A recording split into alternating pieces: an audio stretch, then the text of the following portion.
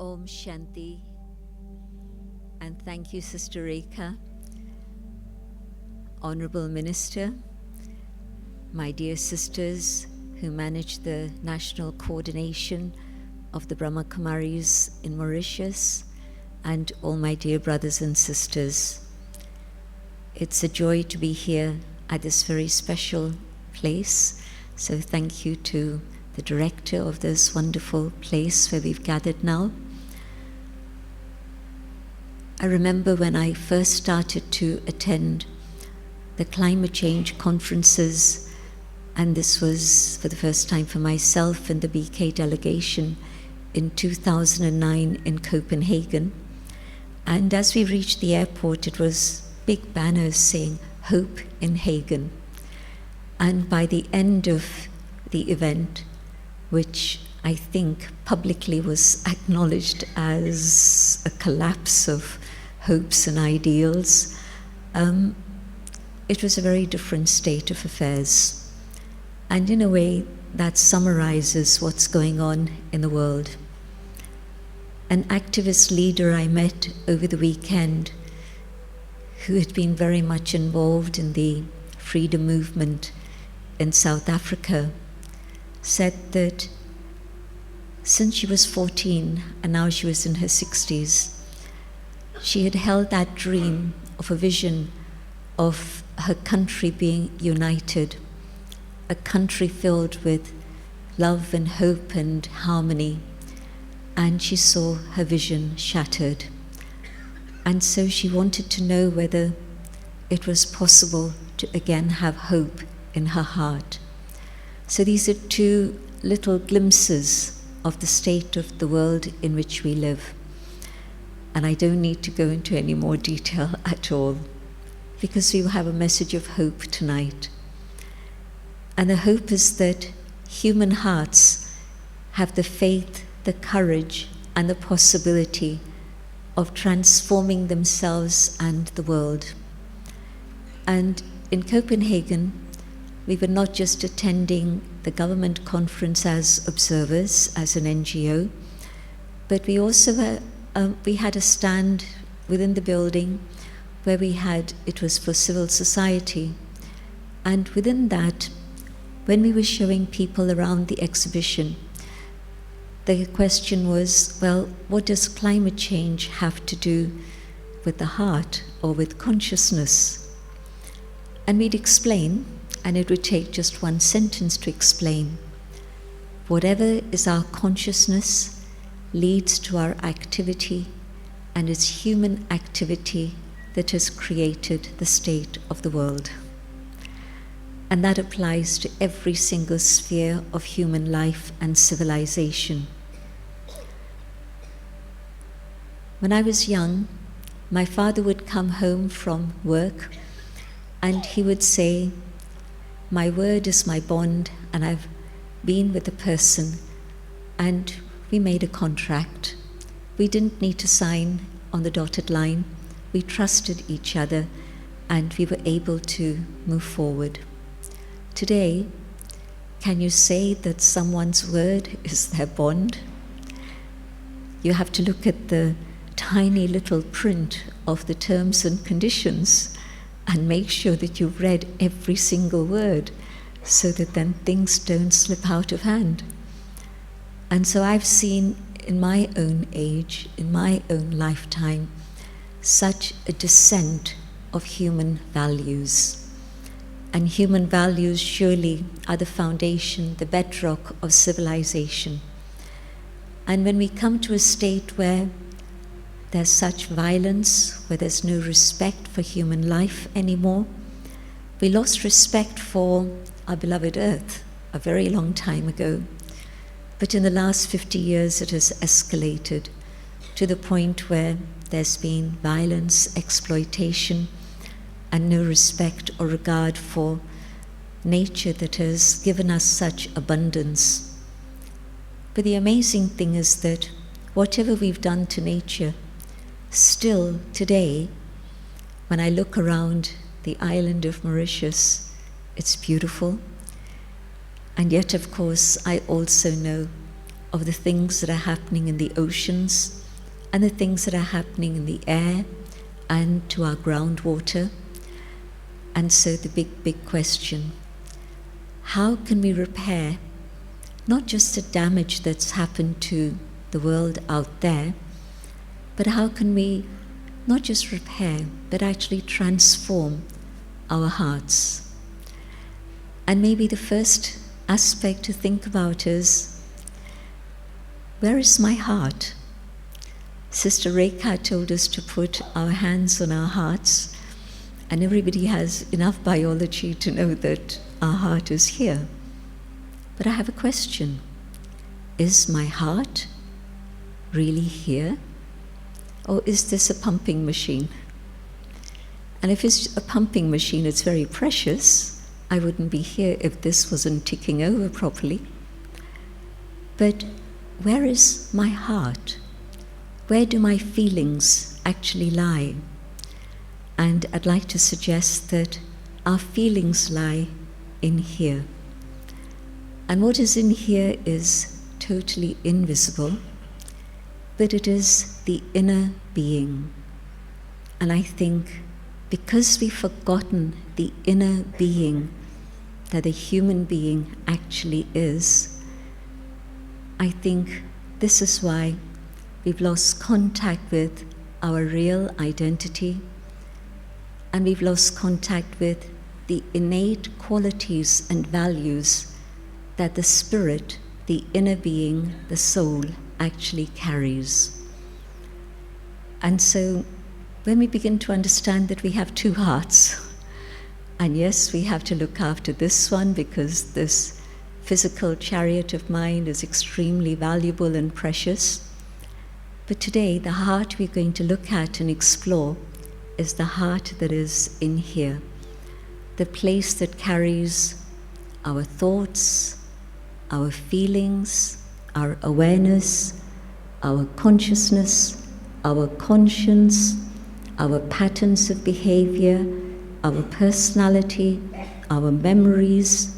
In fact, everything that makes you a human being is in here. This takes care of the human part, the physiology. But in here is the identity of who you truly are. And yes, everyone's bodies are made up of carbohydrate and protein and all the things that biology tells us about. But what's made up in here? What is the soul, the inner being, made up of? I've mentioned the work that this inner being does, but this inner being is actually made up of 5 qualities. And if you forget the rest of whatever I'm going to say, it's fine. Just carry away the awareness of this inner being and the light that shines within. And this light is comprised of the light of peace, the light of love, the light of truth, the light of joy, and the light of purity. And because we've forgotten the being and we've gotten to the human, we've also forgotten that our original qualities are there within us to draw upon and use in our life at all times. Think about it for a moment. If we were to solve the environment problem, if we were to solve the problem of wars, but if human hearts don't change, all those solutions would be temporary. Do you agree? I think so. And so the real issue is not actually the state of the world. The real issue is the need to see what's going on in human hearts and feelings and to be able to transform those. And then, yes, we have the solution for all the problems of the world. I remember being with the founder of our organization when I'd decided that this was to be my life, and that was a long time ago, in 1968. I was 19 and he was 92. And we happened to be alone together, and he had a series of questions for me.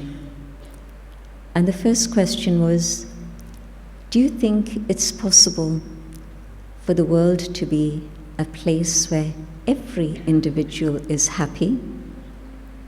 I had no answer. I paused and waited. And he said, yes, it's possible. Second question, is it possible for every human being on the planet to have everything that they need to be able to be comfortable? Yes, it's possible. Third question, is it possible for every human being to be healthy? Again, yes, it's possible. But he went on further. He said, all of this is possible, but only if we were able to overcome the negative tendencies that we carry, the lust, the ego, the anger, the attachment, the greed. If we were able to conquer these, then yes, there is plenty in the world and enough for all, and everyone can be happy and healthy and content. But you can't tell people to do this. You have to do it yourself. And through your transformation, you can inspire others around you to do the same. And at that time, I was very deeply touched and understood that this is the reality. And I wondered when the world would wake up to that understanding. And then, in the year 2000, the time when we had what was called the Peace Millennium Gathering at the UN, it was the first time that the UN brought together religious leaders, spiritual leaders. Until then, it's a political body. Why should they bring together religious and spiritual leaders? But they had. And I was part of the delegation being led by Dadi Janki. Dadi visited Mauritius many times, and I'm sure many of you had a chance to be with her and meet with her. Dadi Janki headed our delegation, and I was there and I saw 1,000 religious leaders and their different colored robes, purple and orange and white and brown and everything else. And it was beautiful to see that gathering and to hear Om being chanted in the assembly hall of the UN, and many other chants, of course, also. An interesting fact to note for me was that there were only 2 religious women leaders who spoke. Dadi was one, and the other one was also a woman leader from India. So that's something for India. But the other 998 were all men, at least the people who spoke. There were many women delegates, but not in leadership roles. But it also prompted Dadi to start a parallel gathering in which women were honored. But why I share this story is because the next day we had the gathering in which the leadership of the UN was addressing all the delegates, and this included the Assistant Secretary Generals, the Under Secretary Generals of the UN, and within that gathering, it was the leaders who were responsible for environment, for children, for health, for population. All the different units of the UN were there. And each one of them spoke, and each one of them said the same thing. What they said was that we have more money, more information, more technology, more human resources. Basically, we have more of everything. But the condition of the world is worse than when the UN had started. Environment, population, the risk for children, the safety, not just that, but the well-being of children. Only one reported a positive factor, but that was also with a caution. This was the WHO director, and he said that we've eradicated smallpox and polio, but we've gone backwards in 2 cases in terms of TB, tuberculosis, but also in terms of mental ill health. And at that time, nobody could foresee COVID, but he said that the pandemic that's ahead of us is of mental ill health. And you know the conditions of the state of the world as far as that goes, especially with COVID times, it exacerbated the situation, and we see the outcome of that today also. The person conducting the program then said, "You heard the state of the world, but this is why we've called all of you together, because we now understand that it's not lack of resources that's causing the state of the world to be the way it is, it's lack of will. And yes, lack of political will, but also lack of will on behalf of people everywhere. And so we've called you together to be able to motivate people on the ground, the grassroots and the leaders, so that there can be a change of awareness and a change of attitude." And unfortunately, the situation today is probably worse than it was in the year 2000. But on the one side, the descending energy, the negative forces, but there's another thing that's happening. On the other side, an energy which is a positive energy, an energy in which people are interested in subjects like meditation. People acknowledge that well-being has something to do with the being inside. There's a recognition of the value of vegetarian diet, both in terms of the environment, but also in terms of physical health, and most of all, spiritual well-being and health. And not just vegetarian diet, but even a step further, veganism, where there's only plant-based food and drink. There's a recognition of holistic approach to life, not just health, but also education, also architecture, and I'm sure many, many other things, but also more of an awareness of the subject of values. And when Brahma Baba started the organization in 1937, it was preceded by a series of visions that he had. A vision of God as a being of light, a concept which we recognize to be a universal concept.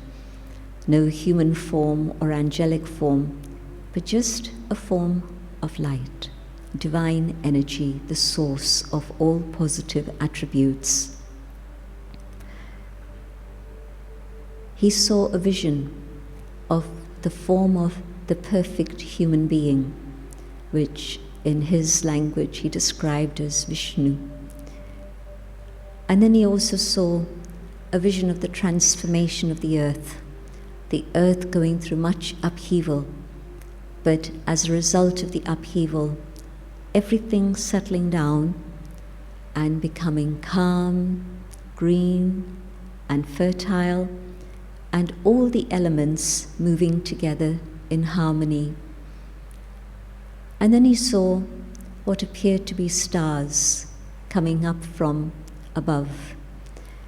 And those stars, as they reached the earth dimension, took on a physical form, and they were human, but different to the humans of today. It was like there was a light that was shining inside of them. And when they spoke, it was poetry. When they moved, it was a dance. And when they looked at each other, it was a silent, powerful communication of love and respect. And he saw all forms of life and all human beings together in a state of harmony. Not just humans and humans, but humans and animals and humans and nature. Everything working together in perfect harmony. And he had a big question. How can this transformation happen? And what can I do to be part of that? And his understanding was that what was needed was education. Education helps people transform. But what he also understood was that there was a lot of education out there in the world already, but what was needed was spiritual education. And after months of contemplation, in 1937, the spiritual university of the Brahma Kumaris began in Karachi, which at that time was in the United India. And after partition, the signal came in 1950 to move to India, to Mount Abu, and we've been there ever since.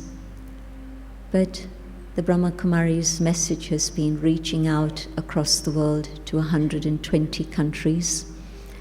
And so people of all walks of life, but also people of all religious backgrounds and social backgrounds come together, recognizing that the change of heart in here is what is going to make a difference.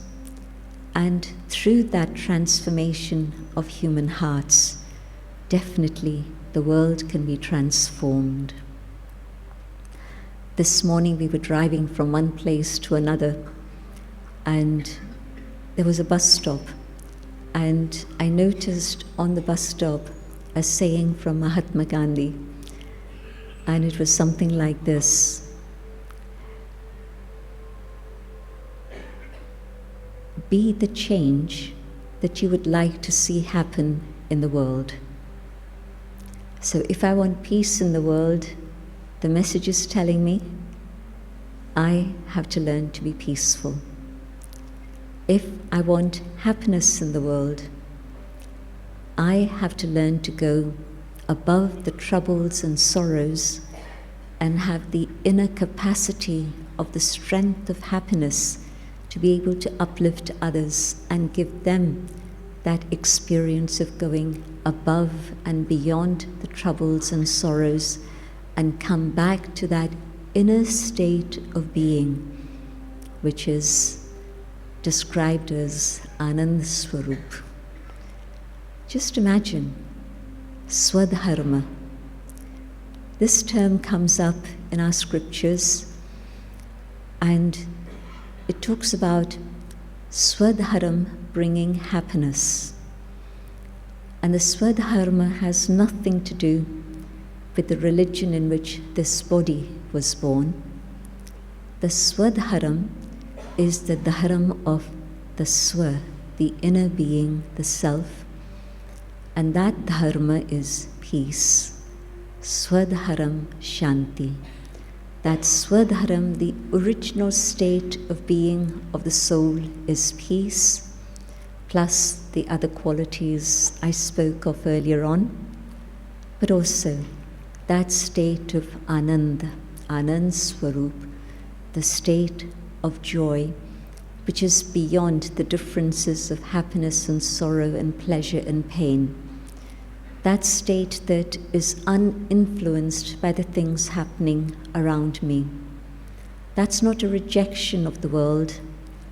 That's not a detachment of the world in which I renounce the world, but it's a very deep understanding and awareness that when I restore my own inner state of being through my connection with the divine, I'm going to be able to have peace and joy and truth and love, and come back to my own original state of being, which is my own. We talk about the real world, and we talk about the world of illusion. And sometimes I think we've muddled it up. People think that the world of illusion is what's happening here, and the world here is real.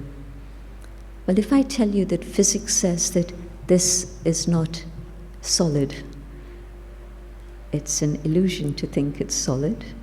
And yes, of course, it is solid, but it's movement, it's energy, it's matter. And the world in here, well, people say it's an illusion, but in fact, my thoughts create my reality. How was this auditorium created? It was a vision. It was a dream. It was a thought, an idea. And today it's manifest. And so it's my thoughts, my awareness, my consciousness, my perception that actually create this world around us. And I would say that both are a reality, but the primary reality is what's in here, because that manifests all the other realities of everything that is happening in the world, good or bad or mediocre, everything. And we've forgotten this.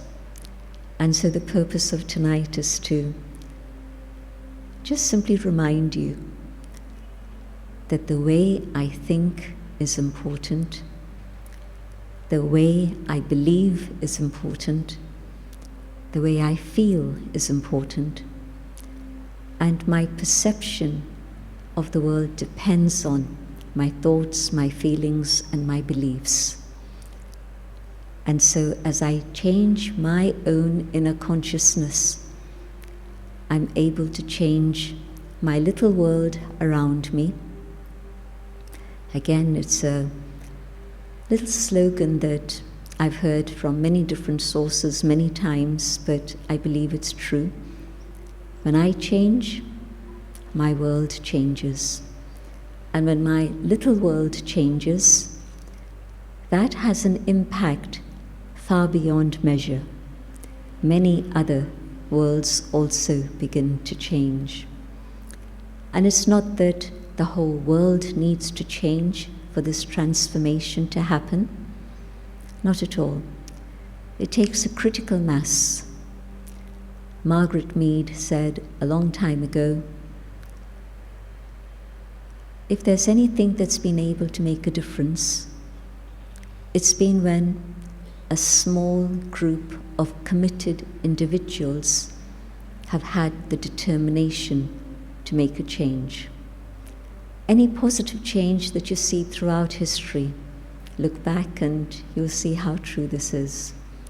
So a small, committed group of individuals can make a difference to the world.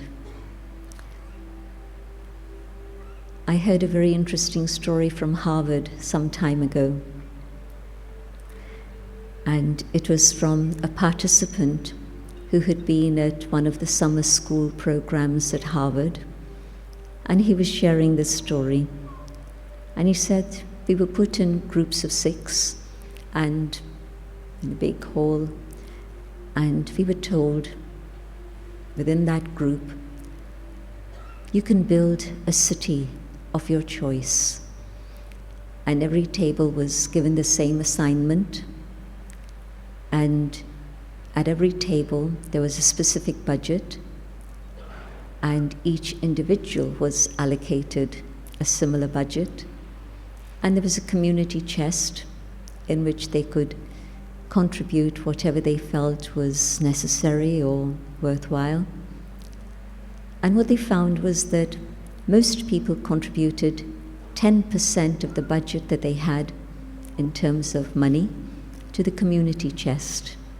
They decided to do an experiment, and they had an actor at one of the tables, and the actor was told, what you do is put 20% and let's see what happens.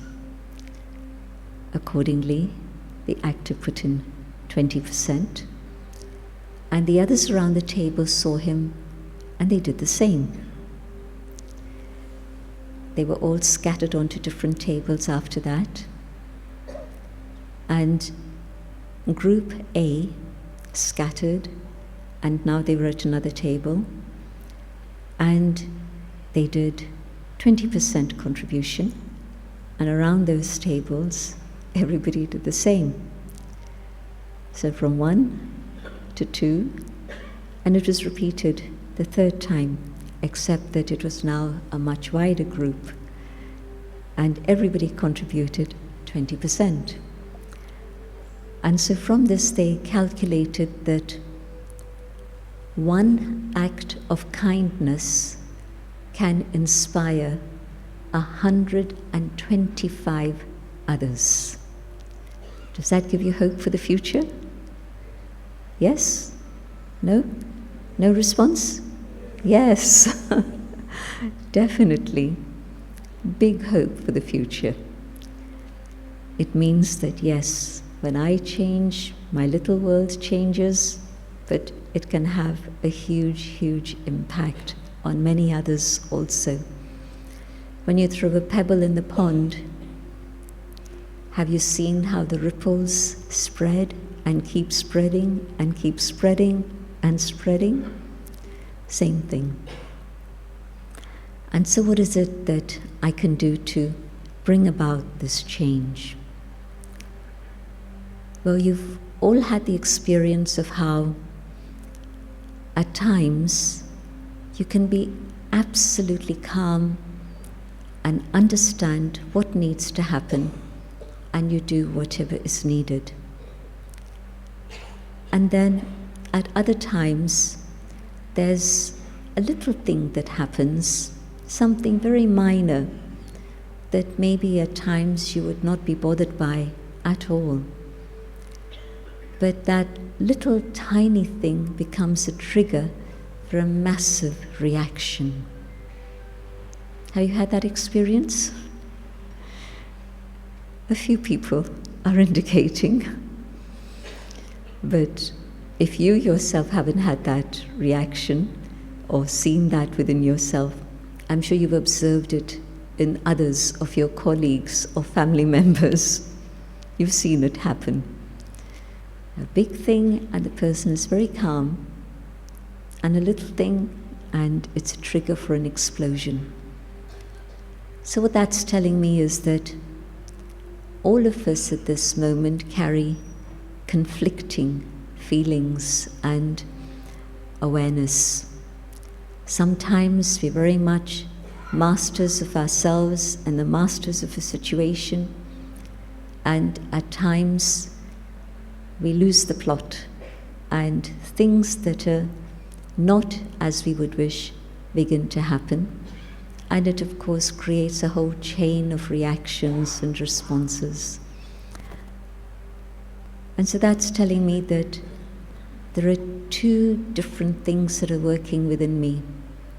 On the one side, the negative forces, and on the other side, those innate, pure qualities. Well, is it possible for me to erase the negativity and nurture the pure attributes and allow them to emerge further so that they become the guiding frame for my life at this moment? Not in 10 years' time, not even in 5 years' time, but I hope it'll be something you want to do today. when you leave this auditorium and you try and get into the car park and you try and leave the car park, and are you going to be the one who's hooting the horn with impatience, or are you the one who's going to say, it's okay, let others go, and I'm not being passive, but I'm being generous. It's not going to hold up anything for longer than 2 minutes, it's fine. So which side of me is going to emerge? If I remember that I want to allow the goodness to emerge, this is exactly what would happen. All of us carry a mixture at the moment. Why? Because through our life we've been exposed to 1,000 different experiences that have propagated the negative tendencies. And if you look around the world and see what's going on, you'll see that negativity has a tremendous force. There comes a lull where you hope that common sense will prevail, that conscience will work.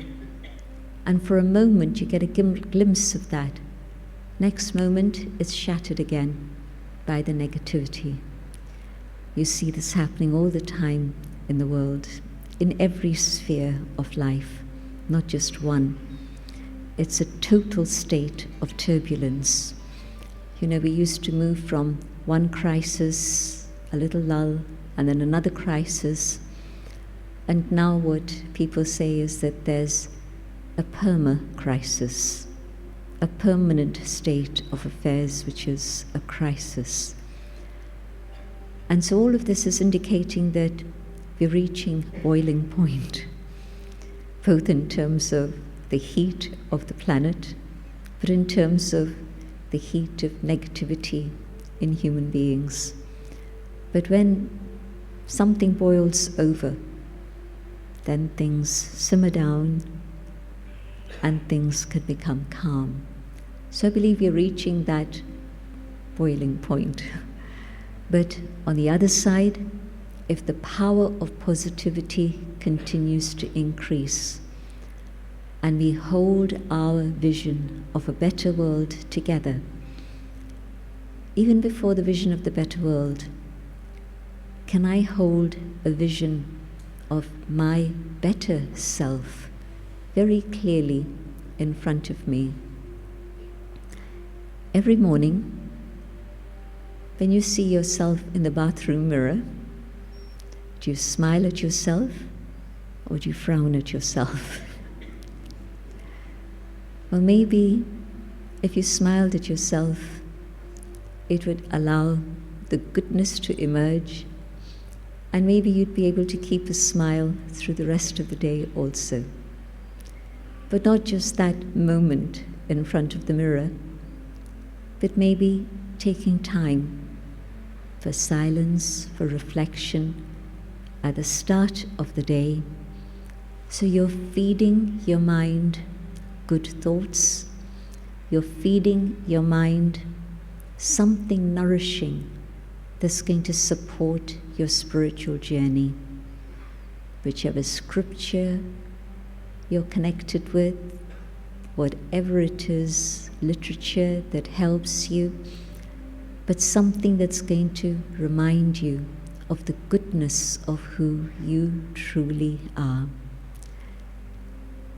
And if you begin the day going deeper and deeper within yourself, being aware of who you are, your spiritual identity, something else may happen also. Perhaps in that awareness of your own spiritual being, I, the being of light, I, the being of peace, maybe what will happen is you'll begin to feel the presence of the divine. A very simple example. People say, well, why isn't God doing something about the state of the world? Well, the state of the world is our business. We made it like this. It wasn't how God created it.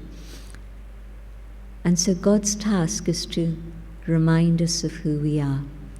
Give us that power, that awareness, that capacity to be able to come back to that original state of being. Then the world will change very easily. And the reason why we're not able to catch this power and this guidance is because we're not tuned to that frequency. Imagine a transmitter sending out a message, but the receiver set is tuned to another wavelength.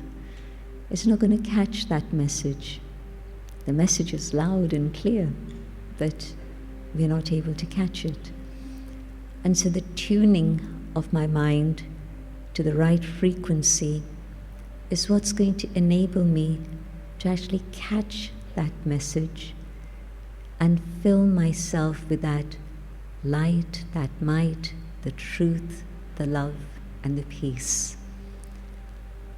And so starting the day with yoga, union, connection, just a few moments of going inwards, connecting with the divine, feeling that presence, absorbing that influence, those rays that are coming to you, and allowing those same qualities to emerge within the self.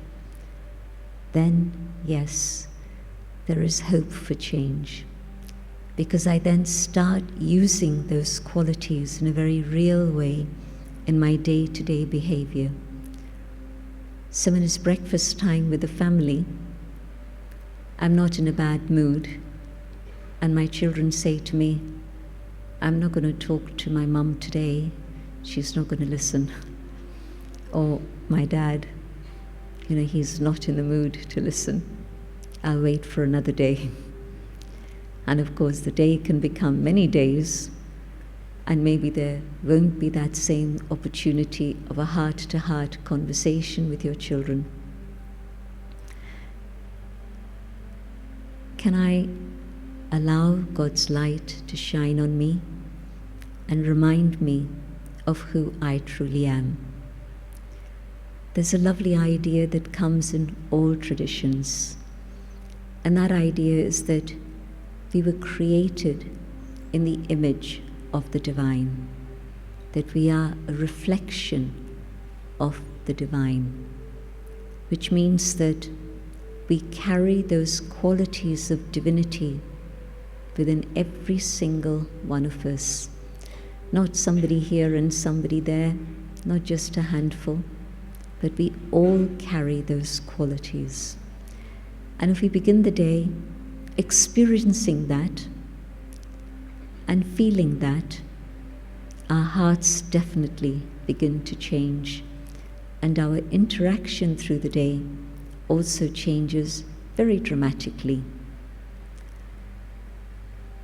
One of the things that I heard a long time ago, and it was in the whole subject of human development and social development, it was that at the present time, our heads have become very hot and our hearts have become very cold. Turn it around, and if we have cool heads and warm hearts, would that make a difference to the world? Oh, surely it would. And so it's not a big deal. It's actually not difficult. And it's not difficult for me to change. Why? Remove the heat from water, and what happens to hot, scalding water? It cools down, and it comes back to its natural state of coolness. Same thing.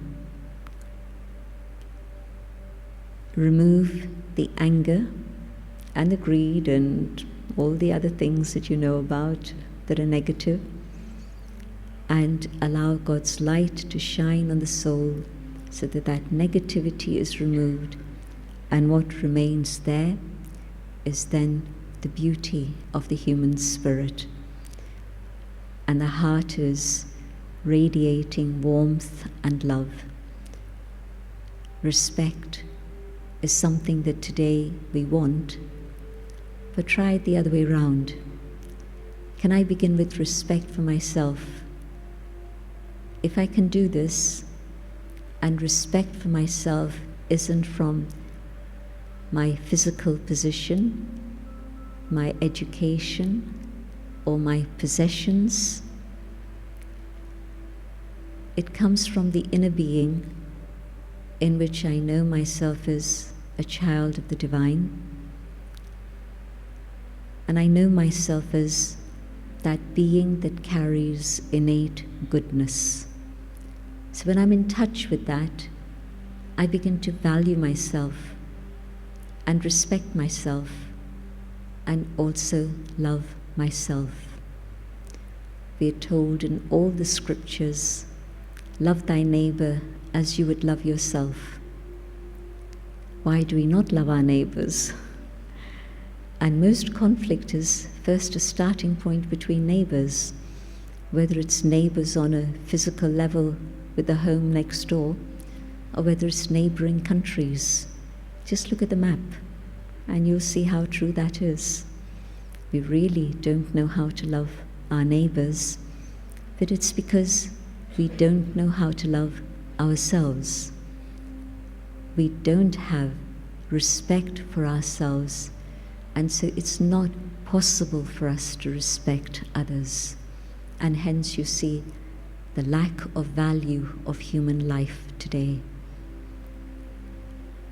You know enough examples about that without me telling you more statistics.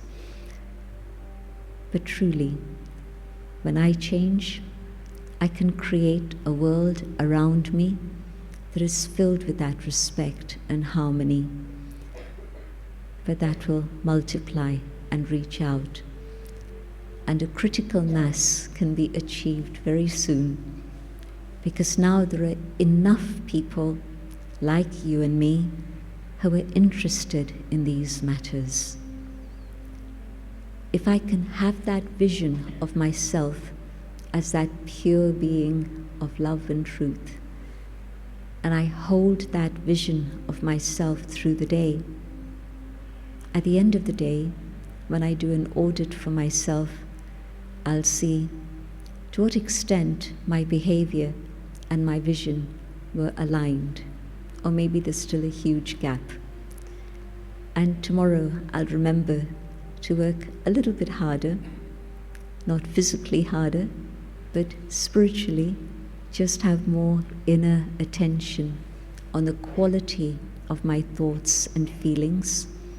And if I can do that, then yes, definitely, the quality of my actions changes. One person's actions change, and the reactions that come begin to change also. We say action, reaction. So action changes and reactions will begin to change for sure. The subject is infinite, but I think that I've shared with you the pointers of what we need to do. And if you leave this auditorium with this light shining, radiating those innate qualities that you have, that you've demonstrated, that you've seen in yourself from time to time. Now the only change is not from time to time, but from time to time, from time to time, to all the time. It can happen if you hold that vision of yourself. Thank you for your attention and all good wishes for your journey. Om Shanti.